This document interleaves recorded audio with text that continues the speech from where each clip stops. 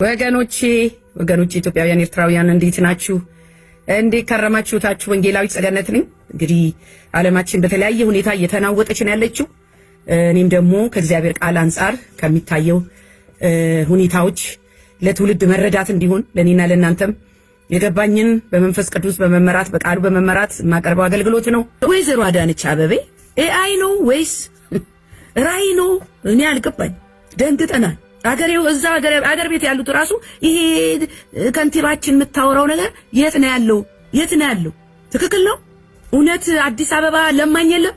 ምን እንደሆነ አላቅም። ጎዳና ላይ ወጥቶ ምግብ የሚያስለምን ምንም ምክንያት የለም አዲስ አበባ ውስጥ። እውነቱን ለመናገር እንደው ጎዳና ላይ የሚያስወጣ ምክንያት አዲስ አበባ ላይ በአሁኑ ሰዓት የለም።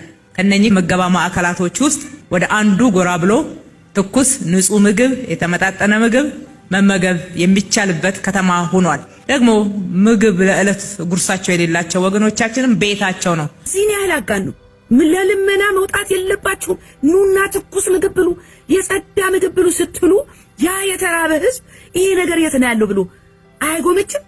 ኢትዮጵያ ለመጀመሪያ ጊዜ ለማኝ አጠፋች ተብሎ በዩኔስኮ ትመሰገባላችሁ። በዩኔስኮ እንኳን ኢትዮጵያ አዲስ አበባ ታውና አሜሪካን ሀገር ለማኝ አለ ናታ። አሜሪካን ሀገር የተራበ አለ መንገድ ላይ ቆሞ ለዳቦ መግዣ የሚጠይቅ። የኢትዮጵያ ህዝብ አዲስ አበባ ለማኝ የለም። እኔ ደውዬ ጠየቅኩ ባለመኪናዎቹን። ኧረ እንዴት ነው ለማኝ ጠፍቷል አሉ። እንኳን ደስ አላችሁ ምግብ አለ አሉ። በጣም ኧረ መስኮታችንን ዘግተን ነው የምንነዳው። ትራፊክ ሲያቆመን ተንደርድረው አብሉን የሚሉ የሚያጠጉ ህጻናት። እባካችሁ ተው፣ እባካችሁ ከንቲባ ሆይ እታለም ፕሊዝ፣ ከንቲባ አዳነች አበቤ፣ ጠቅላይ ሚኒስትር አብይ አህመድ ወንጌላችሁን አንሱና ህዝብ ይባረክ፣ ህዝብ ነፃ ይውጣ፣ ጦርነት ይቆም፣ ሞት ይቆም። እናንተ ሸፈናችሁት ወንጌል ነው ምድሪቷን እንደዚህ አይነት ስቃይ ውስጥ የከተተው። እውነት እንዳልሆነ ራሳቸው የሚሰሙት ደንግጠዋል። እናቶች ድራማም ይመስላል። እኔ አልቀበልም ይሄን። this is not the truth። ወይ ደግሞ ጌታ ኢየሱስ ክርስቶስ እንዳረገው ወደ ሰማይ ጸልዮ በሁለት ዓሣና በ5 እንጀራ አባስቶ 5000 ሰው እንደመገበ በእኛም ጊዜ ታምራት አይቶ ከሆነ ንገሩን። ይሄ ታምር ካልሆነ በስተቀር አዲስ አበባ ውስጥ በቀን 2-3 እንደዚህ የጣፈጠ ምግብ መመገብ የምትችል ሀገር ካለች እኛም እግዚአብሔርን እናመስግን ማለት ነው። በጣም የተጋነነ ነው። አብልታችሁ ሊሆን ይችላል። የበሉ ሰዎች አሉ። የተወሰነ ቦታ ለካሜራ ቀርጻችሁ ሊሆን ይችላል። እንደዚህ ነው የሚሰራው በእኛ ሀገር። ያልሆነ ነው ሆነ ሚል ሀገር ነው ያለው። በእግዚአብሔር ፊት እናንተ ክርስቲያን መሪዎች በእግዚአብሔር ፊት እየዋሻችሁ ከሆነ የላይኛው ይጠይቃችኋል። የላይኛውን ፍሩ፣ ሰው አትፍሩ። የዛሬ መልእክቴ እንደውም እሱ ነው። አሁን ደግሞ ምርጫ ደርሷል አይደል? ምርጫ ለመመረጥ ብላችሁ ከሆነ እያበላን ነው እያጠጣን ነው። የከተማው ለማኝ ጠፍቷል። ከሞን ውመን ከመሪዎቹ አንዱ ማን ነው ስትሉኝ ዲያቆን ዳንኤል ክብረት ያው አንዳንዴ ሹ የሚል ነገር እኔ ከየት እንደሚያመጣው ማጠይቁ። እሱም ደግሞ መንፈሳዊ ነገር ስላለው ነው የምናገረው። ፖለቲከኛ አይደለም። አይ ዶንት ኬር። ስሙኝ ምን አለ ለኢትዮጵያ እኔ ሰይጣን ተሰብስቦ ለኢትዮጵያ የሚጠቅም ሐሳብ ካገኘውበት በስማም ሳልል ከሱ ጋር ለመስራት ዝግጁ ነኝ። ለኢትዮጵያ የሚጠቅም ከሆነ ካገኘውት አይሆንም እንጂ የሰይጣን ሐሳብ እዛም ሄደው እኔ ልቀድስ አይደለም፣ እዛም ገባው ውዳሴ ማርያም ልደግም አይደለም፣ እዛም ገባው ፓርላማ ውስጥ ማህሌት ልቆም አይደለም። ያንን ነባር እሴቴን ይዤ በአገሪቱ ህግና ስርዓት መሰረት ለሀገሬ አስተዋጽኦ ላደርግ ነው። ለኢትዮጵያ የሚጠቅም ሐሳብ ድራሹ ጠፍቷል ማለት ነው። ለምን? እናንተ ከመንፈሳዊ ነገር ስለራቃችሁ ማለት ነው። ሰይጣን እንዴት ነው የተሻለ ሐሳብ የሚያመጣው ለኢትዮጵያ?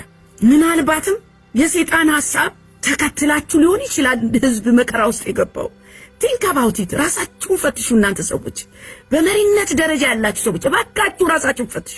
እባካችሁ ከእግዚአብሔር ጋር ታረቁ። ከዛስ ከሰይጣን ጋር ለመስራት ዝግጁ ነኝ አለ። የቀረሱ ነው ስራ ከሰይጣን ጋር። ያው ፍሬው ተገልጧል እንደሆነ እና የእግዚአብሔር ስራ ነው ይህ ንግግር የእግዚአብሔር ነው። ምን ማለት ነው? ቅዳሴ ልቀድስ አይደለም የገባሁት፣ ማህሌት ልቆም አይደለም፣ ውዳሴ ማርያም ልደግም አይደለም። በሀገሪቱ ህግና መሰረት ነባር እሴቴን ይዤ ለሀገሬ አስተዋጽኦ ላደርግ ነው ቤተ መንግስት ውስጥ ያለሁት ብሏል። ቁርጣችሁን ወቁ እናንተ።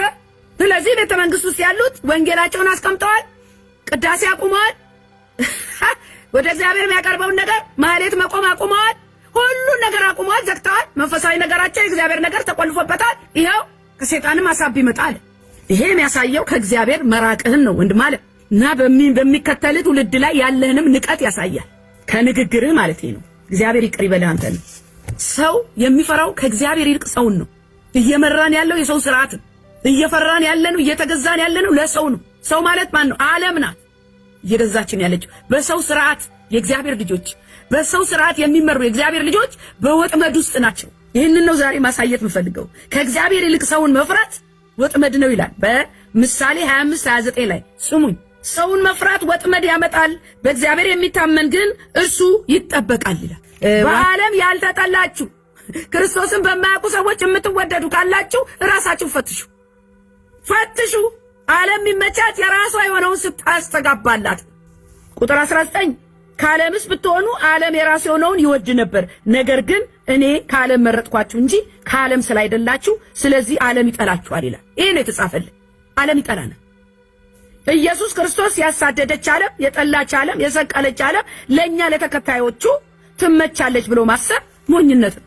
የክርስቶስ ሆነ በዓለም ውስጥ እየኖርክ ዓለም ታጨበጭብልኛለች ካልክ ተሞኝተሃል ወንድም። ዓለም ውስጥ ዓለም እዚህ እናንተ ቃለ ሕይወትም ሆነ መካነ ኢየሱስ አንደኛ ከላይ ያላችሁት አንድ ህብረት ብትሆኑ፣ አንድ ቃል ብትናገሩ፣ ሁላችንም አንድ መንፈስ አይደል የጠጣነው? አንድ ቃል እግዚአብሔር ቃል አይደለም የሚገዛ? አንድ ጌታ፣ አንድ ንጉስ፣ አንድ እግዚአብሔር አይደለም ያስተዳድረ? ምን ሆናችሁ ነው የተከፋፈላችሁ? ላይ ያለው አናት እኮ ነው የተከፋፈለው። አሁን መካነ ኢየሱስ፣ ቃለ ሕይወት፣ ሙሉ ወንጌል፣ መሰረተ ክርስቶስ ምን አገባንኛ? ለምንድን ነው አንድ ማትሆኑት እናንተ? ይሄ ልዩነት ከየት መጣ? መሰረታዊ ልዩነት ከየት መጣ? ወንጌል አንድ አይደለም ወይ? እግዚአብሔር አንድ አይደለም ወይ? የጠጣነው መንፈስ አንድ አይደለም ወይ? አሁን ደግሞ እንደውም በዚህ በመጨረሻው ዘመን መያያዝ ሲገባን የበለጠ ልዩነታችን እየጎላ መጣናት። እኔ መካነ ኢየሱስ ነው መሰለኝ ደግሞ ጻና የምታጠምቋላችሁ። ከመመን እኛ ኦርቶዶክስን ያመነ የተጠመቀ ነው እነዚህ ልጆች ሳያምኑ ነው የሚነከሩት። እንዲህ አይነት አሰራር መጽሐፍ ቅዱሳዊ አይደለም ብለን እዚህ ጋር ኦርቶዶክስን እንቃወማለን። ህፃናት ታጠምቃላችሁ። ምን ወስ ወይ ነው ህፃናት የምታጠምቋላችሁ? መካነ ኢየሱስ ሲሆን እኔ አላውቅም። ከተጻፈልን ውጪ ነው። ህፃናትን ሐዋርያት ሲያጠምቁ አልታየም። ከየት እንዳመጣችሁት? ይልቅ እናንተ ከላይ ያላችሁ የቤተ ክርስቲያን መሪዎች አንድ ሁኑ። መጨረሻው ዘመን መጥቷል። እኔ የአጵሎስ ነኝ፣ እኔ ኬፋ ነኝ፣ እኔ የኢየሱስ ነኝ፣ እኔ ጌታ ኢየሱስ ክርስቶስ ተከፍሏልን? ይህንን ነው ዛሬ መተውላችሁ። ባለፈው በአሜሪካን ሀገር የአሜሪካ 250ኛ ዓመት ለማክበር በየስቴቱ ያከበሩበት መንገድ ምንድነው? ምስጋናና ጸሎት። ደስ አይልም? አሜሪካ ብትባረክ ይደንቃል። ኢትዮጵያ ባትባረክ ይደንቃል። ኢትዮጵያ ሲኦል ብትሆን ይደንቃል። ህዝቧ ከአምላኩ ርቆ በመሪ ደረጃ ዶናልድ ትራምፕ ሜይ 17 የምስጋናና የጸሎት ጊዜ ጥሪ ያደረገ ዋናው መሪ ከላይ ያለው አሜሪካ መሪ ይህን ካደረገ የኢትዮጵያ መሪ ማያደርግበት ምንድነው ምክንያቱ? ትራምፕ የጠራው የአሜሪካ የ250 ዓመት የምስጋናና የጸሎት አሜሪካንን ለእግዚአብሔር አሳልፎ የመስጠት ቀን። ደስ አይልም? ለምንድነው ኢትዮጵያን ለእግዚአብሔር አሳልፈን ማንሰጠው? ለምንድነው ከችግራችን ማንወጣው? ለምንድነው ከመከራችን ማንወጣው? መፍትሄው ኢየሱስ ሆኖ ሳለ፣ መፍትሄው ወንጌል ሆኖ ሳለ ትራምፕ የዓለም መሪ ወንጌልን ካነሳ የእኛ መሪ ወንጌል ማያነሳበት ምክንያት ምንድነው? ቁም ስቅላችንን እያየን እያለ ስሙኝ ባካችሁ። ስለዚህ አሜሪካንን ታላቅ የማድረግ ተስፋ በጸሎት ተጀምሮ በአምልኮ የቀጠለው በየስቴቱ ሀገር አቀፍ ደረጃ የተደረገው ይህ ፕሮግራም ምን ያህል ለአሜሪካ በረከት እንደሚያመጣ እግዚአብሔርን ደስ እንደሚያሰኝ አስቡት። እናንተ አስቡት። በዓለም ላይ እኮ እንደ አሜሪካ ሰላማዊ አገር የለም። በአሜሪካ እንደ አሜሪካ የምድር ገነት የለም። ለምን? እግዚአብሔርን የቀደሙት አባቶቻቸው አያቶቻቸው አሁንም ያሉት ይሄው ድጋሚ አሜሪካን ወደ እግዚአብሔር እናቀርባለን፣ ስለ ሃይማኖትን ከፍ እናደርጋለን፣ ክርስቲያንን እንጠብቃለን አለ ዶናልድ ትራምፕ። ስለ ዶናልድ ትራምፕ መቼም ጌታ እየተጠቀመበት ነው። እናንተ እኔ አውርቻ አጠኑ። ይሄው ለአፍሪካ ሀገርም ለናይጄሪያም ለሚሰቃዩት ክርስቲያን እየደረስን ነው። ለንደን ቢሎንግስ ቱ ጂሰስ ብለው ሰልፍ ወጥተዋል። ዛሬ ክርስቲያን እየተነቃነቀ ነው። አገሬ በሆነ በሰላማዊ ሰልፍ ቄሱ እዚህ ዲሲ ነው መሰለኝ እኔ ቄሶች ለምንድን ነው ሰላማዊ ሰልፍ የምትወጡት? እና በጣም የሚገርመው ነገር የሚናገሩት ነገር በጣም ነው የሚያሳፍረው። በጣም ካህን እንዴት ነው ሰላማዊ ሰልፍ መስቀል ይዞ በአንድ እጁ የሚናገረው ነገር ከእግዚአብሔር ቃል ውጪ ትውልድን ማያንስ ትውልድን ወደ ፍቅር ማያመጣ የሚሉትን ስሙ ብቻ።